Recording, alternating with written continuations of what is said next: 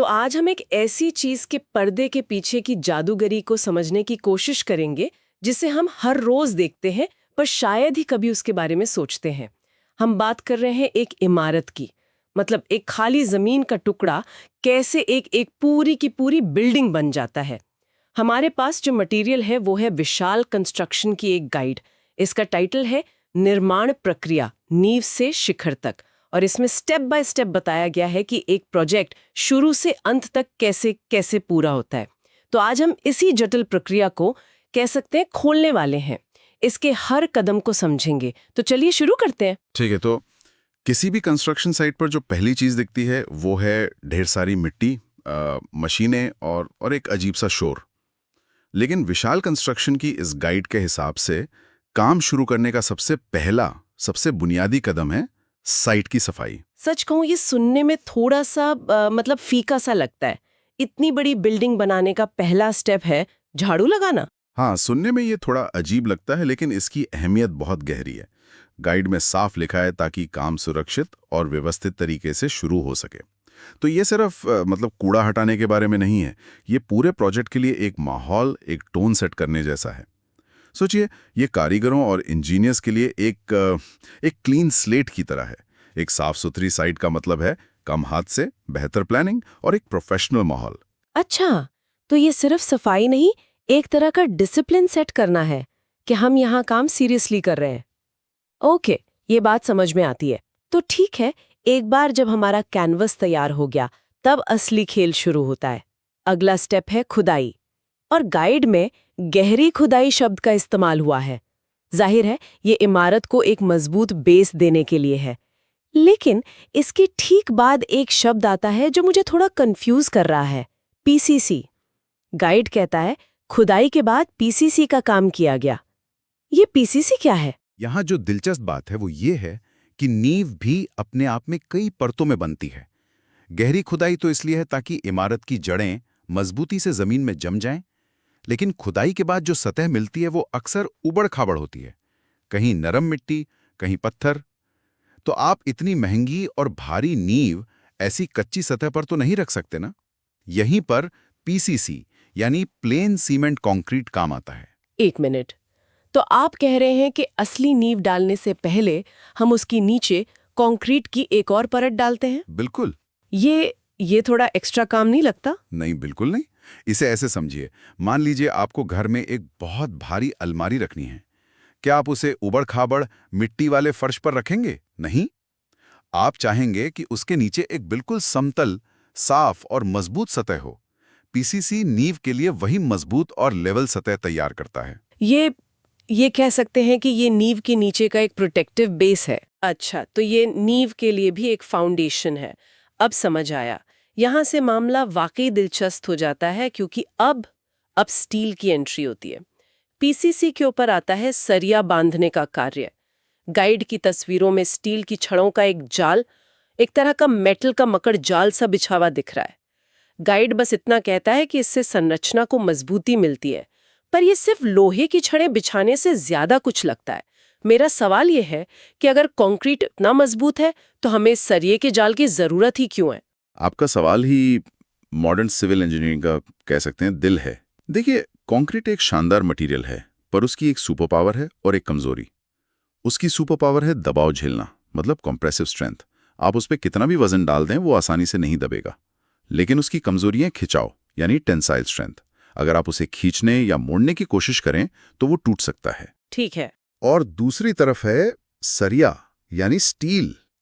Steel की super power है खिंचाव झेलना। आप उसे खींच सकते हैं, वो मुड़ जाएगा लेकिन जल्दी टूटेगा नहीं। तो इंजीनियरिंग ने एक शानदार जुगाड़ निकाला। कंक्रीट और सरिया दोनों को मिला दिया। कंक्रीट दबाव झेलता है और सरिया खिंचाव। जब आप दोनों को एक टीम में मिलाते हैं, मतलब सरिये का जार बनाकर उसमें कंक्रीट डालते हैं, तो आपको एक सुपर मटेरियल मिलता है, आरसीसी, रीइंफोर्स्ड सीमेंट कंक्रीट। यही आज की हर मजबूत इमारत का राज है। वाह, मतलब एक की कमजोरी दूसरे की ताकत बन जाती है। ये तो कमाल का कॉम्बिनेशन है। तो सरिये के जाल के बाद गाइड बताता है कि नींव में कंक्रीट डाली गई। इसकी कल्पना करना तो आसान है कि एक लिक्विड पत्थर उस स्टील के जाल को अपने अंदर समा लेता है, पर क्या ये उतना ही आसान है जितना लगता है? नहीं, यहां भी बहुत सटीकता की जरूरत होती है। कंक्रीट को इस तरह डाला जाता है कि वो हर कोने में पहुंच जाए और सरिये के जाल को पूरी तरह से कवर कर ले। कहीं भी कोई खाली जगह या हवा का बुलबुला नहीं रहना चाहिए। इसके लिए वाइब्रेटर जैसी मशीनों का इस्तेमाल होता है ताकि कंक्रीट ठीक से सेटल हो जाए। और जब ये सेट होता है तो सरिया और कंक्रीट वो एक जान, एक शरीर बन जाते हैं। तो हमारी नींव अब जमीन के नीचे छिपी हुई है, लेकिन अब वो समय आ गया है जब ये प्रोजेक्ट दुनिया को दिखना शुरू होगा। जमीन के ऊपर जब पहली चीज निकलती है वो है ये कॉलम्स, है ना? गाइड में इन्हें ही पूरी इमारत का भार संभालने वाले लंबे स्तंभ कहा गया है। ये वाकई में इमारत के कंकाल जैसे लग रहे हैं। बिल्कुल सही उपमा है। अगर नींव इमारत के पैर हैं तो कॉलम उसकी रीढ़ की हड्डी हैं। उनका काम बहुत सीधा और बहुत जरूरी है। वो इमारत की ऊपरी मंजिलों, छतों, दीवारों, हर चीज का सारा वजन सुरक्षित रूप से इकट्ठा करते हैं और उसे नीचे नींव तक पहुंचाते हैं। ओके, तो कॉलम सारा भार संभाल रहे हैं, लेकिन गाइड में इसके ठीक बाद प्लिंथ बीम का जिक्र है। ये एक और टेक्निकल शब्द। एक मिनट, मैं यहाँ थोड़ा कंफ्यूज हो रही हूँ।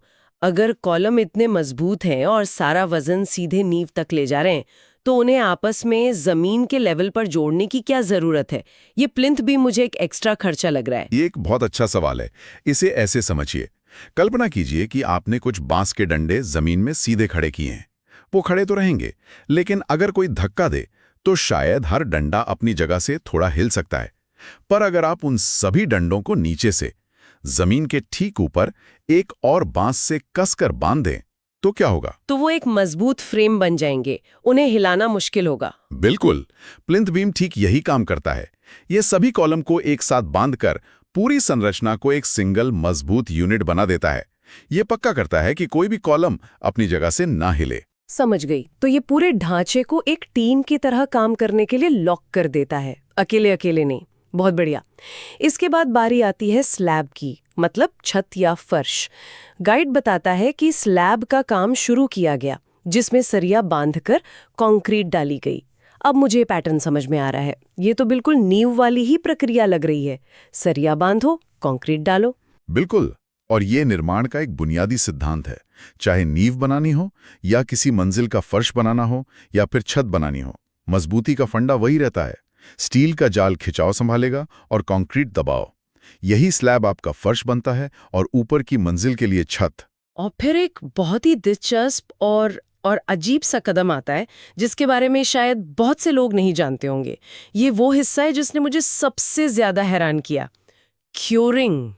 गाइड कहता है कंक्रीट डालने के बाद क्योरिंग की गई ताकि निर्माण लंबे समय तक टिकाऊ बना रहे। तस्वीरों में दिख रहा है कि कंक्रीट की सतह को पानी से तर रखा जा रहा है। ये बात मेरे दिमाग में बैठ नहीं रही। हम चाहते हैं कि कंक्रीट सूखे और मजबूत हो, तो फिर उसे लगातार गीला क्यों रखा जा रहा है? ये तो उल्टा लग रहा है। ये एक शानदार सवाल है और इसका जवाब कंक्रीट की केमिस्ट्री में छुपा है। एक आम गलतफहमी है कि कंक्रीट हवा में सूखकर मजबूत होता है, जैसे गीली मिट्टी सूखकर ईंट बनती है, लेकिन यह बिल्कुल गलत है। कंक्रीट सूखता नहीं है, वो सेट होता है। यह एक रासायनिक प्रक्रिया से मजबूत होता है जिसे हाइड्रेशन कहते हैं।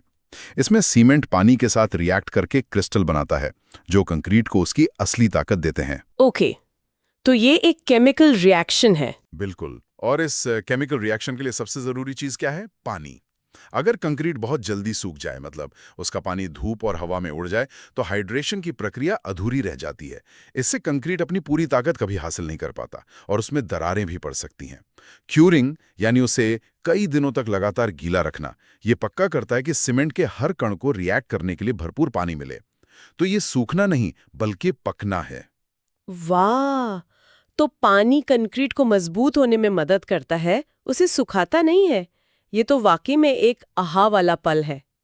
मैं तो हमेशा सोचती थी कि पानी डालना बस उसे ठंडा रखने के लिए होता है। और इस प्रक्रिया के अंत में गाइड हमें दिखाता है अंतिम दृश्य। विशाल कंस्ट्रक्शन का प्रोजेक्ट सफलतापूर्वक पूरा हो गया है, एक खाली जमीन से एक पूरी इमारत तक। तो इन सब का क्या मतलब है? हमने देखा कि कैसे एक इमारत कदम दर कदम बनती है, सफाई से लेकर क्योरिंग तक। हर कदम पूरी चेन का एक अटूट हिस्सा है। ये इंजीनियरिंग केमिस्ट्री और प्लानिंग का एक शानदार संगम है। बिल्कुल। ये प्रक्रिया हमें एक सीधी रेखा में दिखती है, लेकिन पर्दे के पीछे हर कदम के लिए सटीक कोऑर्डिनेशन और हजारों छोटे-छोटे फैसले होते हैं। एक भी कदम में की गई गलती पूरी संरचना की मजबूती से समझौता कर सकती है। ये केवल मटेरियल मतलब सीमेंट और सरिये का खेल नहीं है, बल्कि प्रोसेस का भी है। हर चरण को सही ढंग से और सही समय पर पूरा करना ही सफलता की कुंजी है। ये गाइड हमें निर्माण के क्या और कैसे के बारे में बहुत अच्छे से बताता है, लेकिन एक बात जो मुझे सोचने पर मजबूर कर रही है वो ये है कि इन सभी भौतिक चरणों के पीछे मानवीय तत्व कितना महत्वपूर्ण है। उन कारीगरों का कौशल जो हाथ से सरिया बांधते हैं, उन इंजीनियरों की प्लानिंग और उन सभी का आपसी तालमेल जो इस विशाल पहेली को एक साथ जोड़ता है। अगली बार जब कोई नई बनती हुई इमारत देखें तो शायद सिर्फ कंक्रीट और सरिये को ना देखें, बल्कि उसमें छिपी इस पूरी सुनियोजित यात्रा और उस सामूहिक मानवीय प्रयास के बारे में भी सोचें जो एक विचार को हकीकत